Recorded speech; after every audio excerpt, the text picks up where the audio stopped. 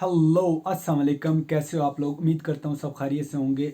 इस वीडियो में बात करने जा रहे हैं उन लोगों के बारे में जो कनाडा जाना चाहते हैं, बट उनके पास ना तो कोई डिग्री है, ना कोई डिप्लोमा है, ना कोई एक्सपीरियंस है, ना ही इंग्लिश बोलनी आती है, बट जाना है उन्होंने।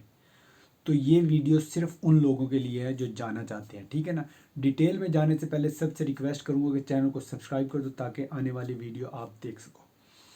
वीडियो शुरू करने से पहले मैं ये बात आपको क्लियर कर दूं कि इस वीडियो का बताने का मकसद ये है कि ये भी एक वे है जाने का, ये भी एक वे है परमानेंट होने का, ये भी एक वे है पीआर लेने का, और ये भी एक वे है पासपोर्ट लेने का, ठीक है ना। सारी चीज़ें करने का ये एक वे है। जो करता है उसको मिलती है। अब बाज़ दफ़ा ऐसा होता है कि कोई वीडियो देख के अगर अप्लाई करता है नहीं भी होता, तो इस नॉट मीन्स कि अगर आपका नहीं हुआ तो किसी का नहीं होगा, ठीक है ना। तो अप्लाई करते रहो। एक दफ़ा रिजेक्ट हुआ तो नेक्स्ट टाइम अप्लाई होगा, नेक्स्ट टाइम रिजेक्ट हुआ तो नेक्स्ट टाइम अप्लाई होगा। सबसे बड़ी बात यह है कि आप कौन से सूबे में अप्लाई कर रहे हो, ठीक है ना। क्योंकि कनाडा के अगर फॉर एग्जांपल हम काफ़ी सारे सूबों के नाम ले लें तो दो तीन चार सूबे ऐसे हैं जो लोगों को हर हाल में चाहते हैं कि हमारे यहाँ पास आएँ और रहें। जब आप अप्लाई करते हो आप ये देखते नहीं हो कि कनाडा के कौन से सूबे को आपकी ज़रूरत है। आप एजेंट के थ्रू अप्लाई कर देते हो तो एजेंट अप्लाई कर देता है, कहीं भी उस एजेंट की जहाँ तक पहुँच होती है वो वहाँ अप्लाई करता है। बाज़ टाइम उस एजेंट की वहाँ तक पहुँच नहीं होती जिस सूबे को आपकी ज़रूरत है। तो अगर आप खुद से अप्लाई करोगे तो एक पैसा नहीं लगेगा, एक प्रोसेस में एक पैसे का खर्चा नहीं होगा आपका। जो थोड़ा बहुत खर्चा होगा वो अगली कंपनी आपके लिए करेगी। आपको सिर्फ और सिर्फ अपने तौर पे जेन्युइन होना चाहिए। ये मैं किस कैटेगरी की बात कर रहा हूँ? ये मैं कैटेगरी की बात कर रहा हूँ डी कैटेगरी की। और ये उन सूबे की जो लीमिया में भी नहीं है, जिनका AIPP प्रोग्राम में भी है, और आप वहाँ जाते PR भी अप्लाई कर सकते हैं। फॉर एग्जांपल मैं एक सूबे का नाम लेता हूँ, यहाँ के प्रिंस एडवर्ड एक सूबा है। वहाँ अगर आप जाते हो तो आप 3 माह के अंदर अंदर PR के लिए अप्लाई कर देते हो। अगर वहाँ जॉब कैसे लेनी है ये मैं आपको बताता हूँ। अब आपको आप कनाडा जॉब बैंक में जाते हो, साइट है ये, उधर आप जॉब जाते हो, आप सबको स्किप करके प्रिंस एडवर्ड सूबा खोल लें, या फॉर एग्जांपल दूसरा न्यू बर्ड्स वीक खोल लें, या नोवा स्कोचिया खोल लें। इन दो तीन ऐसे ये सूबे हैं जिनको आपकी बहुत ज़्यादा ज़रूरत है छोटे छोटे कामों के लिए, और वो आपको बुलाते ही इस उसमें है जिस प्रोग्राम को इंटरनेशनल मोबाइलिटी प्रोग्राम जिसको कहते हैं, ठीक है ना। इस प्रोग्राम के तहत आप वहाँ जाते हो, जाते ही आप 1 हफ्ते बाद 2 हफ्ते बाद PR अप्लाई कर देते हो। और ये PR आपकी कंपनी ही आपके लिए अप्लाई करती है, क्योंकि वो यही चाह रही होती है कि आप यहाँ परमानेंट होके हमारे पास काम करें। वो नहीं चाहते कि आप वीज़े पे काम करें।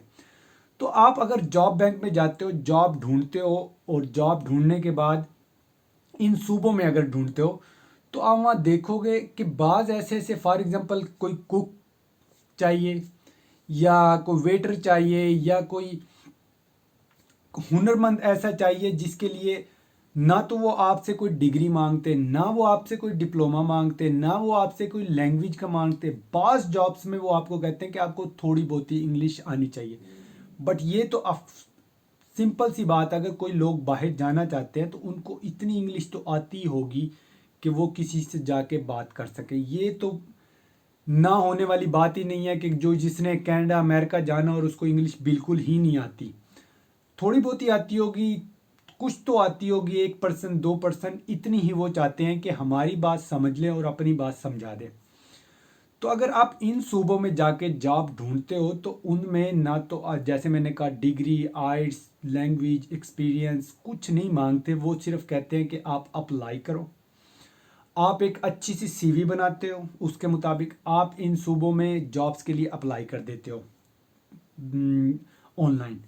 आप अप्लाई करते हो, अप्लाई करने के बाद वो आपकी CV देखता है, जो कि आजकल बहुत ज़्यादा ज़रूरत है। और मैं आपको शर्तिया ये बात कह सकता हूँ कि अगर आप प्रॉपर गुड वे से अप्लाई करते हो तो आपको हर सूरत में जॉब मिलेगी ही मिलेगी। वो जैसे आप अप्लाई करते हो वो आपकी CV देखते हैं, वो उनको ज़ाहिर बात है उनको ज़रूरत है आप लोगों की वहाँ रहने की, क्योंकि यहाँ लोग बहुत थोड़े हो रहते हैं। तो वो आपको कांटेक्ट करते हैं बाय मेल, अगर फ़ोन नंबर हो तो फ़ोन पे कांटेक्ट करते हैं। करने के बाद वो आपको एक लेटर भेजते हैं। लेटर भेजने के बाद आपको वो सारा लेटर पढ़ के आपको उस पर साइन करना होता है। साइन करके आप वापस देते हो। वापस देने के बाद कंपनी आपके लिए इंटरनेशनल मोबिलिटी प्रोग्राम में आपका केस डाल देती है। केस डालने के बाद वो आपको ऑफर लेटर या वीज़ा लेटर भी उसके साथ वो भेजते हैं। वो सारे डॉक्यूमेंट्स लेके आपको एम्बेसी में जाना होता है। एम्बेसी में जाके आपका वीज़ा लगता है। वीज़ा आपका 3 माह का लगता है, जो आगे जाके 2 साल का चेंज हो जाता है, बट वो चेंज नहीं करवाते। ये आपको भी एक बात का ख्याल रखना चाहिए कि आप वहाँ जा रहे हो इंटरनेशनल मोबिलिटी प्रोग्राम के थ्रू, जिसमें कोई लिमिट नहीं है, कोई एजुकेशन नहीं है, कोई आइट्स नहीं है, कोई कुछ नहीं है। आप वहाँ जाके 2 हफ्ते 1 हफ्ते के बाद भी आप पीआर अप्लाई करने के लिए एलिजिबल होते हो, ठीक है ना। तो आप वहाँ जाते हो 3 माह के वीज़े पे। 3 माह के अंदर अंदर आपको वहाँ पीआर अप्लाई करनी होती है। आपको अपनी कंपनी से कहना होता है कि मेरे लिए पीआर अप्लाई कर दो। वो आपके लिए पीआर अप्लाई कर देते हैं। पीआर अप्लाई करते ही आपको पीआर मिल जाती है। अब आप कहोगे कि इतना आसान प्रोसेस, बेसिकली ये आसान ही है, बट थोड़ी सी मेहनत तो लगती है। और वो आप ये कहोगे कि अब पीआर क्यों देते हैं? वो इसलिए देते हैं कि वहाँ लोग नहीं हैं, लोग रहते नहीं हैं, वो आपको पीआर देते हैं। वो पीआर दे के आपसे कंपनी के कॉन्ट्रैक्ट पे पीआर देते हैं कि फॉर एग्जांपल कंपनी का कॉन्ट्रैक्ट 2 साल का है, तो वो ये सोचते हैं कि 2 साल का कॉन्ट्रैक्ट हम पीआर देते हैं, कम से कम 2 साल तो यहाँ रहेगा, देन किसी और सूबे में मूव हो जाएगा। बट अगर आप वहाँ रहते हो, परमानेंट भी रहो, तो ज़ाहिर बात आपको पीआर मिलती है। पीआर का मतलब ही परमानेंट रेजिडेंसी है। देन आप पासपोर्ट के लिए भी अप्लाई करते हो। तो ऐसे आपके साथ आपके घर वालों को भी वहाँ एंट्री मिल जाती है, उनको भी पीआर मिल जाती है इन सूबों में।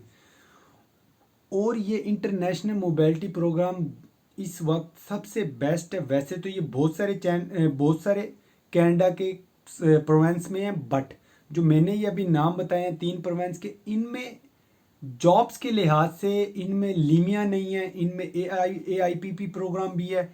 और इनमें अप्लाई करने के लिए कोई इतनी ज़्यादा शर्त नहीं है। और अगर फॉर एग्जांपल वो बुला के आपको पहले 1 1.5 माह 2 माह ट्रेनिंग भी देते हैं, तो उस ट्रेनिंग की वो आपको पे करते हैं। ऐसा नहीं है कि फ्री में आपसे ट्रेनिंग करवाते हैं।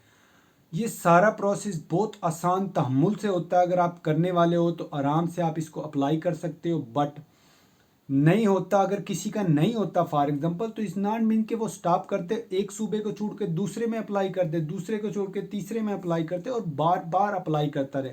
क्योंकि इस वक्त जो भी अप्लाई कर रहा ऑलमोस्ट सबके लिए ही लीमिया निकल रहे हैं, और सबके लिए पेपर निकल रहे हैं। सब वीज़े लगवा के वहाँ जा रहे हैं जो भी अप्लाई कर रहा है।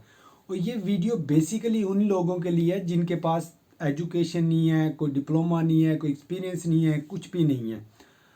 अगर आप चांस लेना चाहते हो तो एक सीवी है अप्लाई करने के लिए। आप सीवी बना के अप्लाई करते रहो, और कोई ना कोई आपको जॉब वाला एक्सेप्ट कर लेगा। अगर आपके पास एक्सपीरियंस है, आप किसी चीज़ को करना जानते हो, तो देन आराम से आपको ये चीज़ मिल सकती है।